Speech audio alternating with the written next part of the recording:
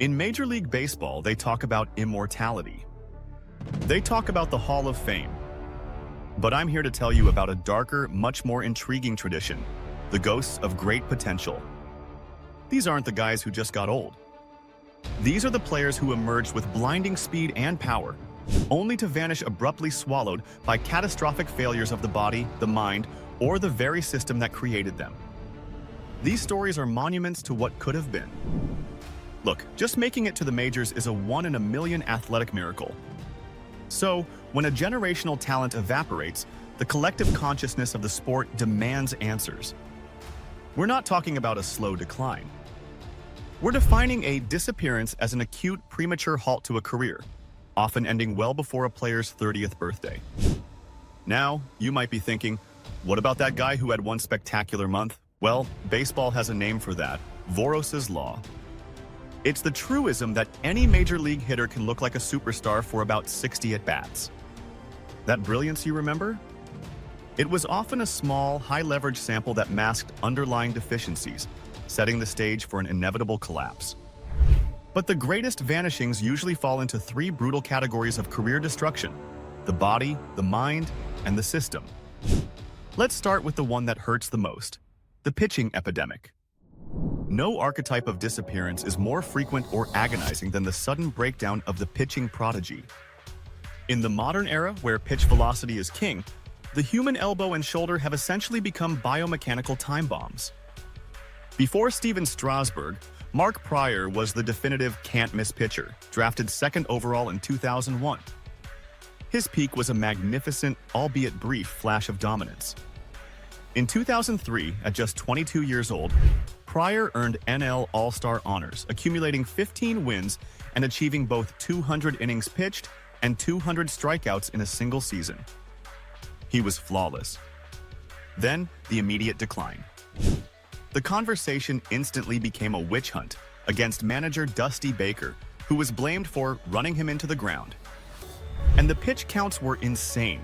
7 consecutive outings late in 2003 included 131, 129, 131, and even 133 pitches. But here's the unexpected kicker. Years after his final pitch, having never thrown one after age 25, Prior himself said, and I quote, "I don't blame Dusty for what happened to me."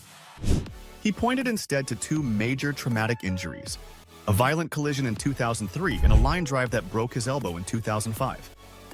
Overuse was the accelerant, but trauma, built on existing mechanical flaws, was the true catalyst. A decade later, Steven Strasburg arrived with even greater expectations. His 2010 debut was literally dubbed Strasmus. He set an MLB record for strikeouts in his first 4 starts.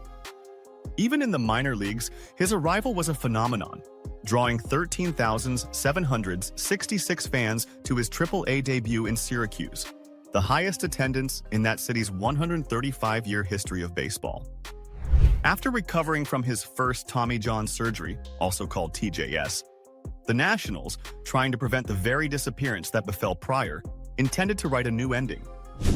In 2012, they made the agonizing and controversial decision to shut him down before the playoffs, solely to protect Strasburg's long-term health and keep him under 160 innings pitched. And for a minute, it worked. Strasburg achieved the highest form of success. He won the 2019 World Series MVP. He was rewarded with a massive historical payday, a 7-year, $245 million contract. Then came the collapse.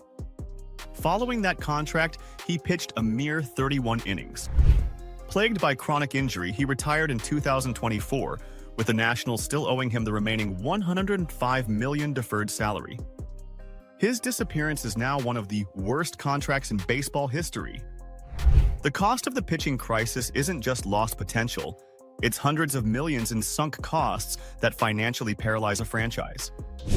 The secret killer for both Prior and Strasburg? It wasn't just how much they threw, but how. Analysts identified a highly risky arm action called the inverted W and a mechanical flaw called a timing problem.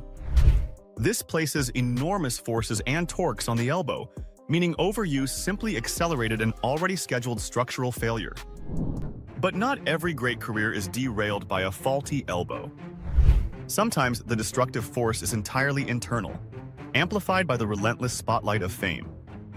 Enter the Josh Hamilton story. He was baseball royalty, the #1 overall draft pick in 1999.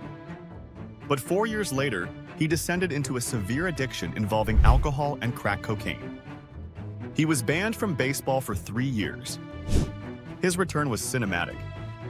When he debuted in 2007, he got a staggering 22-second standing ovation. His redemption arc was meteoric. 5 straight All-Star games, the 2010 MVP. He became a mythical figure after hitting 4 home runs in a single game on a historic night in 2012. But the pressure was unique. Hamilton was required by MLB to submit urine samples for drug tests up to 3 times a week. He said it wasn't punishment, it was a necessary ritual. The peak, the MVP award, and a subsequent $125 million contract created an environment of overwhelming expectation.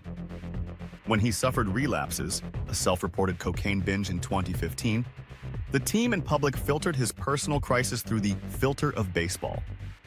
They worried about his playing status and penalties, not his health.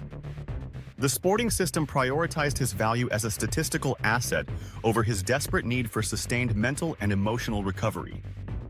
The brutal irony? The very stardom and multi-million-dollar contract he achieved became the dangerous trigger for his second disappearance from the game. Josh Hamilton was derailed by addiction. Pryor and Strasburg by biomechanics. But what about a player whose skill has never disappeared, but his presence has? Meet the newest archetype, the absent icon, Mike Trout. Trout is a perpetual great, 3-time MVP, 11-time All-Star. His career numbers are elite. But his story is increasingly defined by a progressive, compounding series of absences. A calf strain in 2021 that ended his season. Severe back spasms in 2022 that raised long-term health concerns. And by 2024, a bone bruise in his knee required him to progress to jogging on the field as a major recovery step. He is a modern-day ghost in the machine. He's perpetually excellent on paper, but increasingly absent from the stage, leading to the bizarre outcome of an all-time great being defined by his inability to compete in a playoff setting. But then there's the case of Tim Lincecum, affectionately nicknamed the Freak. His career is a study in paradox. He was an undersized pitcher, just 5'11" and 170 pounds, who somehow generated extraordinary pitch velocity. His delivery was a marvel of the unconventional, a massive, high leg kick, an over-the-top arm slot, and a late release point. Scouts initially questioned if this unorthodox style could even work at the major league level. But man, did it work! Lincecum's eccentric style became his greatest weapon. He became the first pitcher to win the NL Cy Young Award in back-to-back seasons in his first 2 full years, and he led the National League in strikeouts for 3 straight years. He was a key figure in the Giants' 3 World Series championships. However, Lincecum's decline was nearly as swift as his ascent. His performance dropped off dramatically after the 2011 season, and he pitched his last MLB game at the young age of 32. But what truly defines his story isn't the physical decline, it's the aftermath. While other stars often transition into coaching or broadcasting, Lincecum vanished completely. He became the ultimate reclusive icon, a superstar who simply walked away, giving no interviews, rarely answering texts from former coaches, and avoiding the spotlight entirely. For years, "Where is Tim Lincecum?" became an urban legend in the Bay Area. His silence after such blinding fame makes him the purest example of a player who didn't just fade, but disappeared entirely the moment he left the mound. But the most common form of disappearance is quiet and structural. We've been talking about the stars, but the system relies on the overwhelming majority, the 75% who never make it.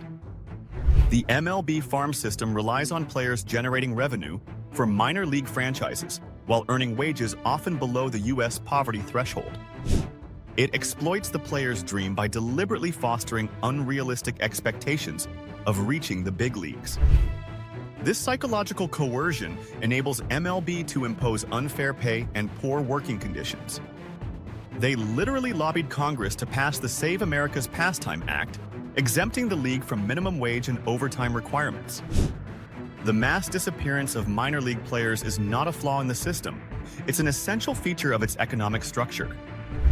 The visible vanishing of a Pryor or a Hamilton merely distracts from the industrial-scale abandonment of thousands of careers. The players who vanished, the golden arms, the redeemed hitters, and the local legends, they all represent the failure points where immense talent intersects with human fragility and systemic pressure. Demonstrated by Mark Pryor, Steven Strasburg, and Mike Trout, the pitching epidemic is a predictable outcome of prioritizing velocity over sustainable mechanics. The structural flaws make the player an expensive, uninsured asset destined for breakdown. The brutal irony of Josh Hamilton's story is that his recovery and mental health were always filtered through a high-stakes lens of athletic performance and huge contracts.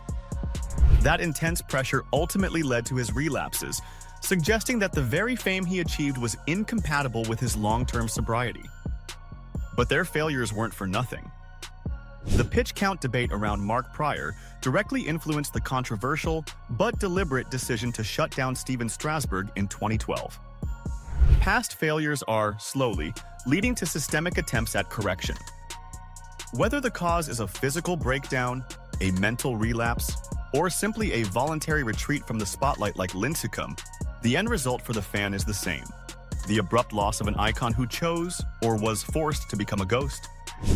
Today, Pryor works as a minor league pitching coordinator, using his intimate knowledge of breakdown to instruct the next generation. Hamilton continues his journey, maintaining a deep connection with the Rangers fan base, forever an enduring figure of cinematic lore. Officially retired in 2024, Strasburg will continue to receive the deferred payments from his historic contract, a quiet, long-term financial burden on the Washington Nationals that symbolizes the economic volatility of the pitching crisis. The legacy of the "what if" is the human cost of athletic perfection. It's a constant reminder that no matter how bright a star shines, the body, the mind, and the system are all capable of extinguishing it in a flash. What player's disappearance hurt you the most? Drop their name in the comments below. And don't forget to like this video and subscribe for more deep dives into the dark side of sports history.